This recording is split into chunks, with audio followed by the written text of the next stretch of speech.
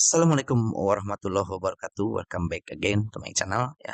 Dengan channel belajar bareng Kang Reis. Saya sendiri Kang Reis. Jadi seperti biasa di sini saya akan melanjutkan kembali mengenai video tutorial ya Microsoft Excel, dan kita sudah masuk ke video part 4. Mana video part 4 itu ya kita masih membahas mengenai antarmuka Excel, dan mungkin ini adalah untuk bahasan terakhir ya mengenai antarmuka Excel. Jadi saya kasih judulnya juga adalah pengenalan antarmuka Excel tambahan, teman-teman. Nah, jadi kemudian apa aja sih yang akan dipelajari kali ini ya mengenai antarmuka Excel tambahan ini? Ya, ada 5 hal. Yang pertama mengenai protected view, kemudian yang kedua adalah pivot table fit list, yang ketiga adalah comment and notes, dan yang terakhir keempat adalah error checking tool, dan yang terakhir adalah conditional formatting. Nah, jadi bagi teman-teman yang ingin mempelajari lebih terstruktur mengenai Microsoft Excel, terutama mungkin bagi yang baru belajar ya, teman-teman bisa cek video saya di playlist ini ya. Jadi playlistnya ini saya buat khusus mengenai pembelajaran Microsoft Excel yang lebih terstruktur. Oke, jadi kita langsung aja ke pembahasannya, yaitu mengenai protected view ya. Yang pertama protected view. Jadi sebelumnya apa itu protected view? Jadi protected view itu adalah tampilan khusus ya ketika kita membuka files, terutama untuk file-file yang berasal dari eksternal ya. Itu bisa dari internet, bisa dari email, bisa dari drive luar ya, misalkan flash disk ataupun hard drive eksternal ya. Teman-teman itu nanti akan ada peringatan ya. Tampilannya kayak gini nih, teman-teman. Kalau saya misalkan contohkan ya, misalkan kalau teman-teman buka file, teman-teman buka web browser ya, kemudian masuk ke menu download ya, misalkan di sini ada jadwal harian XLSX ya, yang saya download dari luar ya. Misalkan kita klik ya, maka ketika pertama kali dibuka itu dia akan dalam status protected view, teman-teman. Jadi protected view ini untuk mencegah apabila ada injeksi seperti file-file yang mengandung virus ya. Kayak Excel bisa mengandung virus, bisa teman-teman ya, bisa pakai makro ataupun VBA ya. Nah, itu kita kita bisa menjaganya dengan protected view. Nah, kalau teman-teman udah yakin bahwa file ini aman ya, teman-teman tinggal enable editing saja. Nah, untuk settingnya sendiri, teman-teman, itu teman-teman bisa masuk ke menu file ya, menu file, kemudian di more ya. Kalau ininya kan karena list itemnya banyak, saya jadi dia masuknya ke more. Kalau enggak, dia ada di sini nih, teman-teman ya, untuk option ya. Jadi masuknya ke option Microsoft Excel. Nah, kemudian teman-teman pilih yang namanya Trust Center ya, biasanya di paling bawah. Nah, kemudian ada Trust Center setting. Nah, untuk Trust Center setting ini teman-teman banyak banget ya yang bisa kita setting, tapi karena kita fokus ke protected view, teman-teman pilih aja protected view di sini. Nah, ini nanti akan tampil di sebelah kanannya seperti ini, teman-teman. Ya, ada settingan-settingan yang bisa kita centang ataupun uncentang ya. Di sini ada penjelasannya dalam bahasa Inggris, yaitu enable protected view untuk file ya dari internet, kemudian ada juga dari lokasi yang berpotensi ya, contoh flash disk, drive dari luar, kemudian ada juga misalkan dari email atau Outlook attachment seperti itu ya, teman-teman ya. Ada juga misalkan dari uh, ekstensi yang mencurigakan ya, contoh misalnya CSV, .div, dan lain-lain. Itu seperti itu, teman-teman. Kalau udah ya, kalau udah di setting, teman-teman klik OK saja gitu. Jadi nanti ketika teman-teman itu download file ataupun buka file dari yang berpotensi berbahaya, maka itu akan dijaga dulu dengan protected view. Oke, selanjutnya pivot table list. Jadi apa itu pivot table list? Jadi kalau saya perhatikan seperti ini, teman-teman.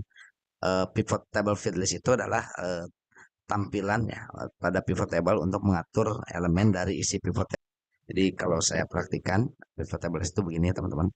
Jadi kalau teman-teman misalkan punya data ya, nomor misalkan di sini ada lah misalkan ya, ini 1, 2 dan seterusnya. Kemudian ini ada jumlahnya misalkan 10, 11 dan seterusnya ya. Saya buat seperti ini aja. Nah, saya kena ini simpel aja karena ingin menunjukkan apa itu pivot field list saja ya. Kita seleksi saja, kita insert pivot table. Jadi namanya pivot table field list itu yang ini, teman-teman. Ya. Jadi kalau teman-teman bisa lihat header-headernya apa aja, kemudian kita bisa cari ya, misalkan ke sini, ke sini. Nah, ini untuk summary-nya. Jadi itu diaturnya melalui pivot field table field list gitu. Oke, selanjutnya itu adalah comment and notes. Jadi saya langsung aja di tabel yang ini. Jadi comment and notes itu untuk komen sendiri ini sebenarnya baru ada di Office 365 dan 2019 ke atas teman-teman. Jadi kalau yang versi sebelumnya itu cuma ada notes saja. Nah, apa perbedaannya? Comment dan notes itu perbedaannya adalah dari sisi kalau notes itu untuk catatan pribadi ya. Jadi orang lain tidak bisa mengakses kalau tidak punya file kita ya. Kemudian kalau komen itu sifatnya lebih interaktif, artinya dia file yang di-share, kemudian kita online kan, dan teman-teman atau rekan kerja kita bisa mengisi catatan di filenya ya, di datanya, sorry, di datanya. Jadi contohnya begini, kita klik kanan, misalkan di sini kita kasih notes dulu ya. Notes ini untuk catatan pribadi, ya, nanti akan muncul kotak seperti ini. Ya, teman-teman bisa kasih catatan, misalnya di sini catatan ya. Ini untuk autornya bisa dihapus saja. Nah, gitu kan catatan. Nah, maka teman-teman akan muncul komen seperti ini kalau kita sorot ya untuk selnya, dan tanda data atau sel yang memiliki komen itu ada tanda merah ya di pojok kanannya teman-teman. Jadi ini ada komen atau catatan penting yang mungkin memberitahu kita atau menginformasikan kita mengenai isi dari data ini maksudnya apa gitu ya. Nah, selanjutnya selain notes itu ada juga komen. Jadi komen itu bentuknya kayak begini teman-teman.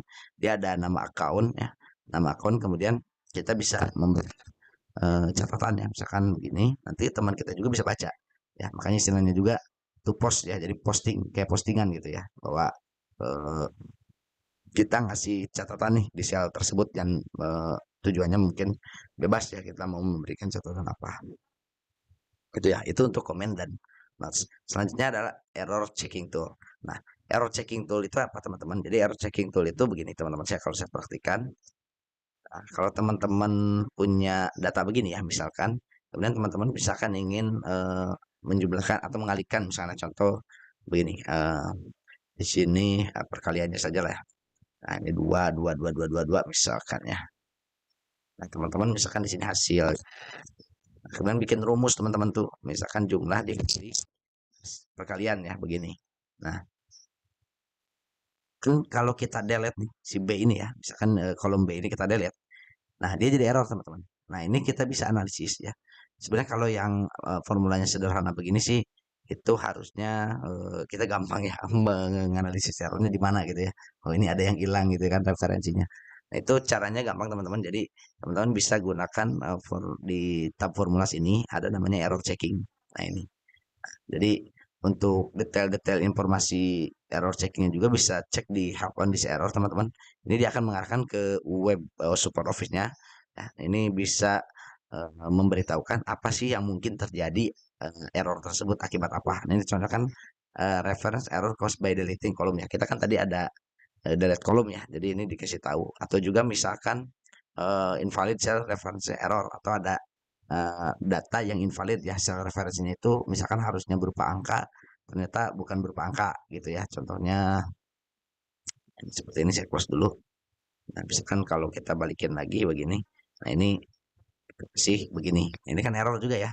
Nah, itu error juga. Nah, itu karena apa namanya, di sini nilainya bukan angka gitu ya. Jadi fungsinya error checking ini untuk mengecek di bagian mana ya ketika kita mengetikkan formula ada yang error gitu ya teman-teman ya. Oke, selanjutnya yang terakhir adalah conditional formatting. Nah, jadi conditional formatting ini tujuannya adalah memberikan format khusus pada sel tertentu berdasarkan kondisi tertentu, teman-teman. Misalkan di sini, teman-teman ya, saya bikin data aja begini.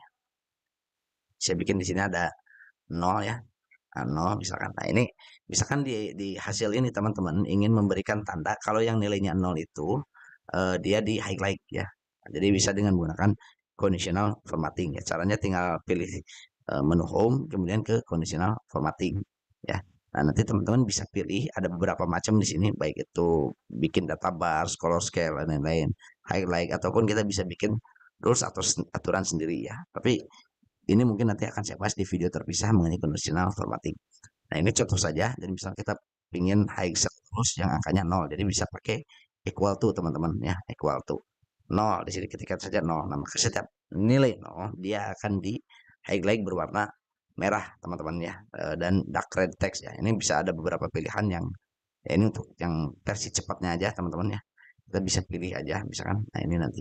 Jadi setiap bernilai 0 dia akan di highlight gitu teman-teman. Jadi itu untuk conditional formatting, format yang memungkinkan dinyalakan ketika memenuhi kondisi tertentu. Oke, mungkin itu saja materi kali ini mengenai pengenalan antar muka Excel tambahan. Semoga dari video-video part sebelumnya, ya part 1, part 2, part 3, part 4, yang saya sudah 4 part mengenai pengenalan antar muka Excel, itu bisa bermanfaat ya. Nanti mungkin ke video selanjutnya adalah lebih ke memperdalam beberapa hal pada Microsoft Excel. Nanti saya buatkan dulu materi kurikulumnya yang mungkin mudah-mudahan bisa lebih berguna bagi teman-teman semuanya. Oke, saya akhiri video kali ini. Semoga sekali lagi semoga bermanfaat. Ya, mohon maaf apabila ada salah kata atau dalam pengucapan katanya terlalu balelol ya, karena saya juga lagi belajar ngomong ya dengan YouTube ini. Semoga apa yang disampaikan bisa dipahami dan dimengerti. Oke, saya akhiri. Bila taufiq wal hidayah. Wassalamualaikum warahmatullahi wabarakatuh. Jangan lupa like dan subscribe videonya.